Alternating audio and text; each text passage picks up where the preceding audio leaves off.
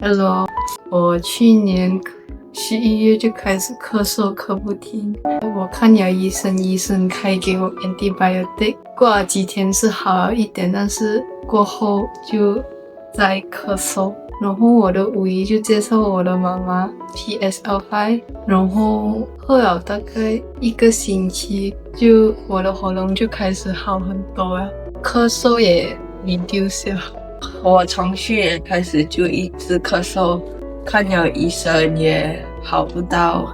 后来我的五姨介绍妈咪 PSL5， 我喝了后，有比之前好了。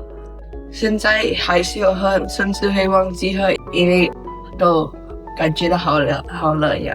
冲的时候那个味道是香的，味道甜甜的，很容易接受的。我一直以来很容易咳嗽的人，可是我在2个月里面看了2次医生了，后来喝了这个就在3个月喝了这个就好了很多。